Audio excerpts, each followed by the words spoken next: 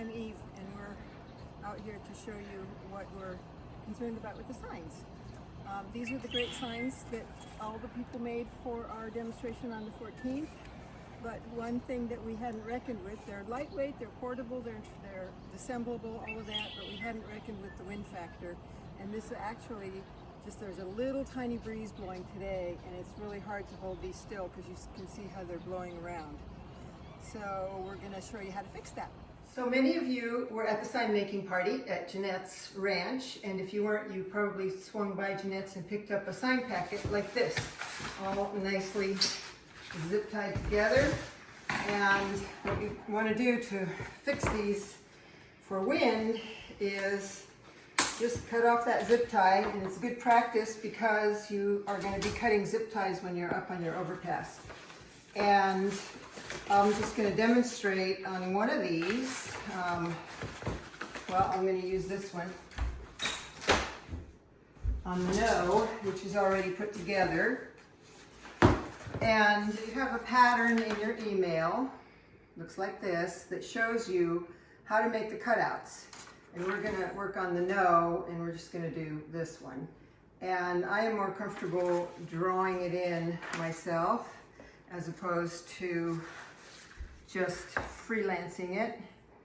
So I'm just going to take a pencil and draw in the pattern that I want to cut. And I have a cutting board under here because I don't want to wreck my dining room table. So I'll just get out this handy little box cutter and cut along here. If you're worried about cutting a straight line, it's handy to have a little straight edge to cut with. But the foam core board is really easy to cut, and you want to cut all the way through,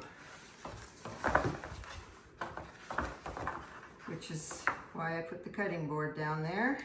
I like my table. I recommend bringing a box cutter along with you to the site, just in case you need to make adjustments while you're there. But it's definitely easier to do it at home. So I didn't cut quite through on that one, but easily remedied. Okay. Saco bueno. All right, so there you are. So now you've cut out all your pieces, and you're thinking about putting them on the rails because when you go in the car, they're separate so that they fit in your car. And when you get there, you want to assemble them. Unless you have a truck, and then you can do it at home. You have a short rail that goes on the bottom of the sign, and you have a longer one that goes on the top. We're just going to show you some with the short rail. So you put the short rail under at the bottom of the sign, and you line up the first hole here with the first little grommet hole, and you zip tie it. Easy peasy. Done. And this is done when you get there so that you don't have to transport this great big long sign in your car. Now when you get to this end, you will notice that the grommet doesn't reach the other end of the rail. So you take your little kid's scissors that you brought along and you poke a hole and you put the zip tie through the hole. So, all right. I can take it out here. So just to show you that you can, I'm going to kind of be sloppy on this. Stick it through there, stick it through there. Come on. If I could find the hole. There we go. And anytime you need to make an adjustment to your sign, add an extra zip tie. That's how easy it is. Okay, so having a few extra zip ties along and having a pair of scissors is very useful. That's it. So So here's a sign that's completely assembled after you put in all your zip ties. And if you look on the back, you'll see the long rail at the top and the short rail on the bottom. And this is plenty to hold it together. It's not going to fall apart on you.